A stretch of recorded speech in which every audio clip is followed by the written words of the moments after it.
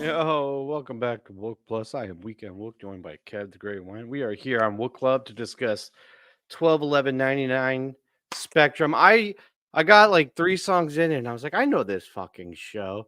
And I was like, oh wait, I do know this show. It didn't register right away, but this is a banging show, Kev. What'd you think?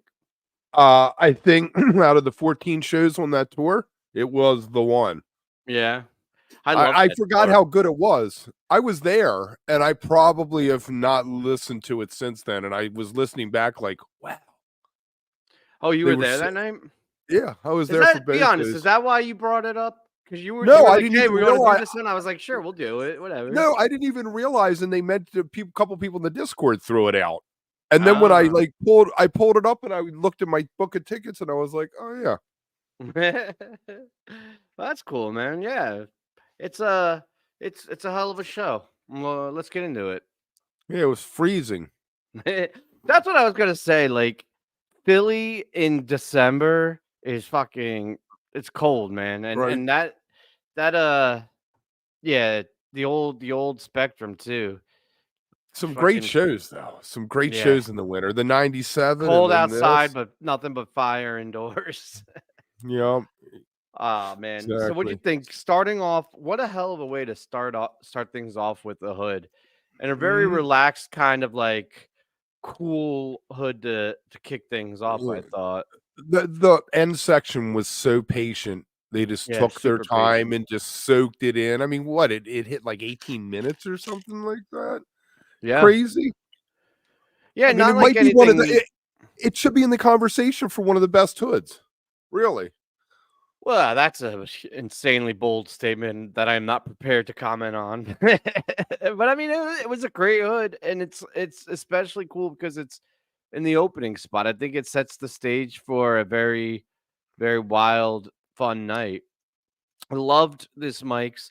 I hadn't looked at the set list, and when it did I'm going to talk about the groove altogether. You could jump back if Yeah. you want, but when it did went in the simple, I was like, oh yeah, cool. And then the simple back in hydrogen, it was kind of like unexpected, but it worked really really well, and then just flowed seamlessly back in, or not back into, but like continued Right. into groove, and I was like, that was really nice. Like the simple hydrogen duo in the groove, I think worked really well because I've heard them with simple and obviously a ton of them with hydrogen, but like I don't know that I wasn't ready for the simple hydrogen, but I really liked it. Yeah, I wonder what T would think of this. Yeah, the non-traditional. But it had the hydrogen still. Yeah, I mean the Mike song really strong for this era. I feel like that this run, these 4 songs encapsulates, you know, everything that they had done to this point. It sounds like this is like a statement of a band that is in total control of everything and can do no wrong. Yeah. Um, the simple, they allowed it again, patience. They allowed it to blossom and then they allowed it to just go through the ethereal thing into hydrogen and landed very gently in hydrogen. And then you knew the groove was coming and you were Yeah. like, Hell yes, yeah. this Let's is it. fucking And then the go. groove was extended. I mean, usually Yeah. they're like 5-6 minutes. This one, they were just so. I guess Trey was close to home and he loves Philly, but Yeah, when I'm listening to this, and I've always kind of gone back where people say like, "What's your peak year or your favorite year?" Right? Like I tend to be more of a '97, fall '97, maybe '95, but I'm not gonna say it's my favorite year. But late '99 is like the benchmark in my mind, right, of what Fish sounds like. It either if I hear anything before, it sounds like it's still evolving to right, this point, and then everything I've heard, like 2.0, 3.0, or even late 1.0, it just feels like it's past that crest. mm, And I'm no, not even saying like it's the best jams, but it's just like the pinnacle of what their sound is in right. my mind, you know? I know people love 2000. I know people Yeah. think that, but I really There's feel some like, great shit in 2000 yeah, though. yeah. But this was like the ramp up. They weren't missing a beat, weren't missing beat. They hit Cypress. They did that, and it really felt like it was a cliff there. There was no more to go up, and you can hear that with this show here that they are just rocket ship trajectory going up. Yeah, for sure.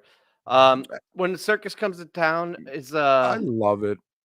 yeah, man. It's like if you're gonna take a breather, this is a great breather, and I think, and this Mm, is really the last one, right? Like the mm, second set just went full bore. mm. So I mean, It's that the was cool.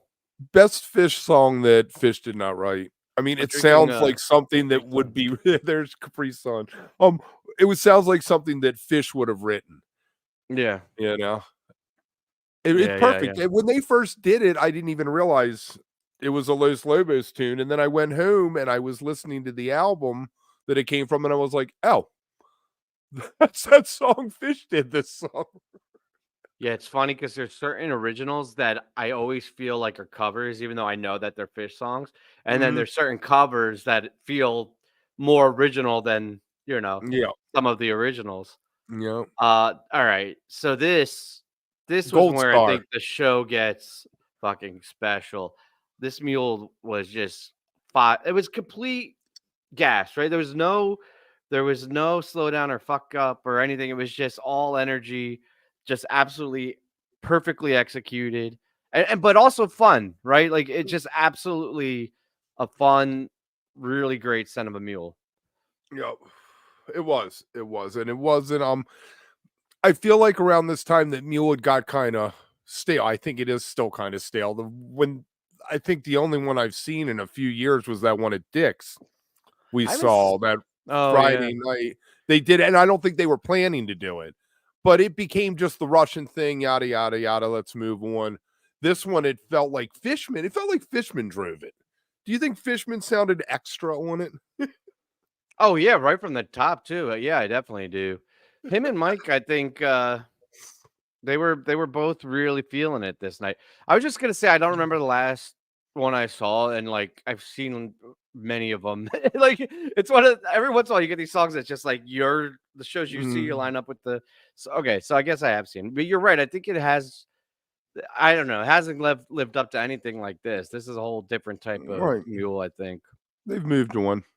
I Yeah. bet you it's partially Mike. Mike feels like very much I always want to play my newest song. Well, you know what it is? I don't know if this is a good point. I haven't thought this through all the way, but Mule is a song that you have to feel like you're authentically having fun with it. You can't mail it in. And I rarely feel like Fish is like mailing it in, but like sometimes it feels like they're just playing a song to have it on the set list, right? Like it was like, hey, and I don't know that you get that same just like we're fucking young kids being crazy and having a blast playing this song. Right. Like that vibe has kind of diminished a little bit with some of these older songs. And maybe that's true, right? Like it isn't authentic. If they're not feeling it the same way they did then, it's not going to come across the same way. And I Mhm. think this was one of those songs that you really need to have that. We're just having a great old time fucking around and playing Mule. Right. Exactly. Cavern actually did have a little bit of flubs, Uh, just to, not to like point out, but I feel like we have to be critical at is it least once really a tonight. cavern without a flub? Whoa, just fucked my head up. It's pretty My meta, favorite. man. It's such a great set closer. I mean, you could have got a zero there or something, but I feel like when they throw the cavern on the end, it's a little special exclamation point for you. Yeah. Yeah, it's fun. I like Cavern. All right. Quick set list or set break. Join us tomorrow night, 9 o'clock. No guests tomorrow night. Although, if you haven't, last week we sat down with Brownie from Disco Biscuits, and that was a fantastic conversation. So go check that out. But tomorrow night, still all the same. Come hang out with us. It'll be a fun night. Also, next week is the Divided Sky Foundation shows in Albany. Mhm. So we'll be doing after shows, 15 minutes after encore for all of those.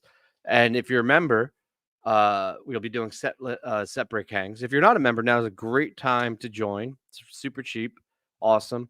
I think we're And gonna be so we'll be off next week for WOOK Club, club. but we will do a lot on Wednesday, and then we'll do the Yeah. after shows. Can we tease that we have a Yeah, guest? go for it. Yeah, we're gonna have Scott Marks coming on before the Albany shows with us on that lot on the Wednesday, which is the 23rd, I guess it's gonna be. And always fun. The guy knows everything. You got fishnet questions, you can say them in the comments, and we probably won't ask.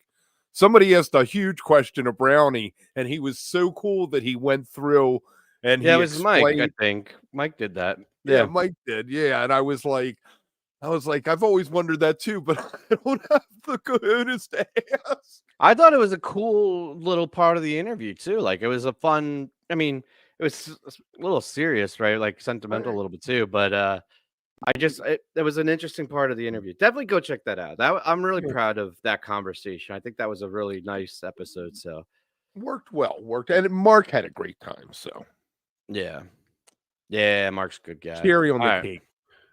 We did let's have get to in play this. whack-a-mole with the trolls, though. God, Yeah, it's helpless. fine.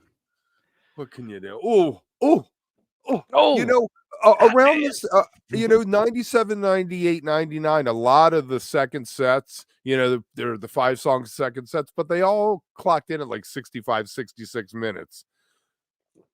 So, now the sets tend to run over 70, but it's I didn't waste a minute thing, This boogie on, yeah. No, the It, set. I mean the set, but the boogie one, oh, yeah. I mean, sorry, I zoned out for a yeah. second and I was trying to like jump on. I was like, maybe he won't notice that I was like daydreaming for a second, but you No, got I'm me. saying the whole set, but yeah, the boogie one, what a fantastic way to open a set. I mean, you just knew it was going to be a throwdown. After that first set, you were like, all right, they knocked out a hood and a mics and a crew, all these things in the first set. What are they going to do? Oh, we're going to throw you a boogie one. Yeah, I mean it's great because you got more classic fish in the first set, then you get funk fish for the first half of the second set, and then you get spacey or jam fish. I thought this boogie on was exceptional. It's as far as set openers go, I think it's very, very high marks. And then also in the set, I think it just set things up really well. I mean, I think the sneaking out of boogie is a lot. Like, is that a weird? I don't want to be critical, but like, They I were don't know. going to play AC/DC, and Trey changed his mind. Yeah. I think Bag would have worked a little better there, right? Like, I think there was a lot of. I I don't know. love that they did the 2 big funk covers back to back. I think Back to that's a back. great, yeah. I mean, Oh Boogie one and Sneakin' shit! Sally. You can't see this, but a big. That's crazy, dude. A fucking spider on a like thread, just like lowered Oh, himself right in front of the screen, like right in front of me. It was like this fucking big. I was like, what the fuck? did he did he No, wink I at mean you? he's dead now, but Right. what the oh Did he sorry, wink? that was weird. Yeah, Did no, he I mean wink? I mean it's a very minor not even a critique. I I just get what you're saying. I get what you're saying because you want a fish song, and they're doing Sneakin' Sally, yeah, but back to back with I feel like do one or the other. They serve the purpose, give a little more of it, do it, and then just mm, just jump off. But I don't know, man. It was fucking great. And what they then did was remarkable. Like right, I think this is some of the best fish I've heard in a long time. right. People might not like this, but I am not down with the Sally vocal jam. So I was very happy that they just let it go into the ghost, and the ghost really is a thing of beauty. I mean, Dude, I when is love ghost this bit. not? But this one is. Yeah, I will continuing on with like the funk, but bringing in a little bit more into like the fishy cow funk and the spacey deconstruction at the end with that like it's not like synth, right? It's not like they do now. It just has this really just lost kind of exploration at the end that really worked real awesome. And actually before that too, there was a little bit of a little like heat to the groove, right? There was a little oomph, you're like you're Mhm, feeling it's like hell yeah. And then before then going into the deconstruction. Um mhm. I stopped and took notice, right? Like it was because like I'm listening and my brain naturally goes off into thoughts and whatever, and I come in and out, and like this ghost the whole time was just super locked into it. Really fantastic. Yep, again, patient, giving it the space that it needs to grow. And yeah, they really it felt like the without a net moment of the night for me, where they just let's just see where this goes, which you get every night now. You didn't get it every night back then. Yeah. It was we were still straddling the type 1, type 2. They had not completely jumped over as a band to doing type 2 all the time. You want to talk Yeah. about patient though? The start of 2001, coming Mm. out of the end of Ghost, how patient was oh my god, and it was amazing, and it felt so.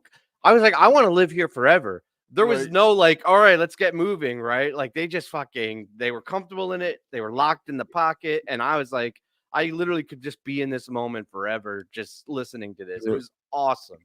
I think it Third was 7 cover. minutes before they peaked it, like before Right. they. That's insane. Third cover too, out of 4 songs. Technically, although 2001's a weird, like, that Yeah, argument of they do it like that other dude did it, Didio or Didio or whatever his name yeah, is. yeah. Oh, man. I love it. Yes, they were again, it's one of those things where they just I feel like they felt so comfortable and they played the spectrum a bunch of times by that point, you know. Yeah, it was great. It was great. And the disease, a big disease. Big disease. A big closing disease. Big for Diodato. back then. Big for back then.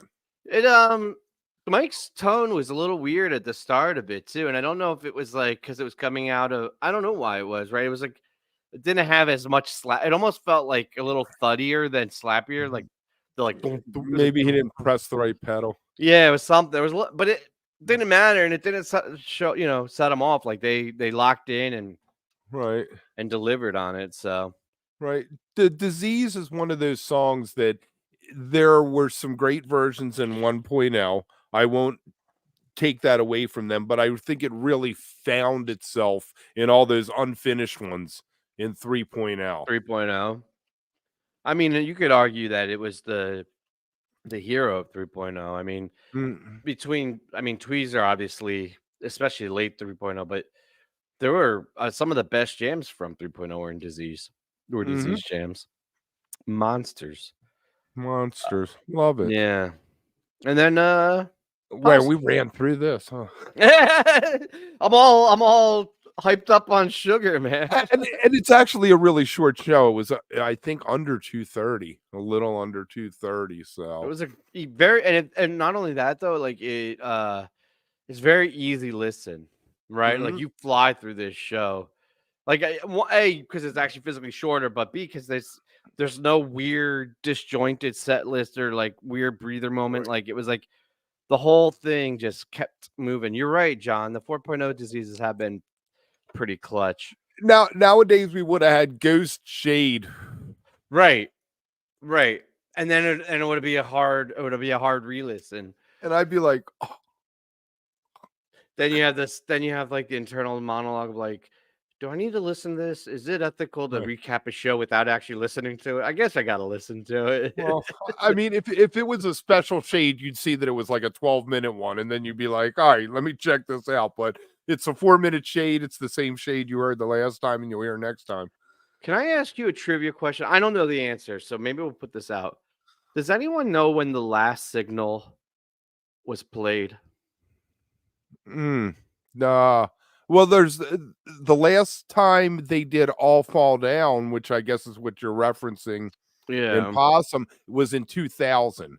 In 3.0, they've done Dope twice. They've done The Simpsons 2 or 3 times, and they've done one other one once. And I Yeah. can't think of it off the top of my head. Yeah, I mean, I think I knew that, like, or had a sense that some of them lingered, but at the same time, I was a little bit like, oh, wow, like, that's still good. Because when was that? 92? 90? Yeah, they 4? started 90, they started the secret language that wasn't audience participation, where they do the Charlie Chan thing and Yeah. entrance of the gladiators and then play random note, that kind of thing. And then in 92 is when Trace started with, all right, we're going to bring you guys in on the joke now. Yeah, and I guess, I mean, it was obviously way less frequent, but it's still, Right. still showing up. There is a Root show, a video I've seen on YouTube where they do The Simpsons. Doe. Oh, really? Yeah, the bass player plays it as part of his solo, and the whole band yells Doe. That's cool. The Roots? Yeah. Yeah, the Roots. Yeah. Ah, sweet. You gotta love the Roots. But yeah, so yeah, maybe there's actually I'll share a link if you want to find me on Twitter. I'll share it in the Discord. Join the Discord if you want. Oh, yeah, do that. That has we did a piece on it on the WOOK blog years ago. It was Oh, all yeah, we about should the find secret that. language, and I run through the whole thing and tell how many times they did each one. Like The Simpsons is the most at 83 they've done it. Yeah. Some of them they did like 2. You know, so you got to seek out a special tape to hear it, and then you're like, I didn't even hear anything, and you just have to take your word for it. You just gotta trust Scott Marks and .net Right, that they got it we can right. ask Scott Marks about the secret language Yeah, when he's on the let's line. talk about that next week. All right, guys. Thanks again for joining us. We'll see you next See you tomorrow. time. Later.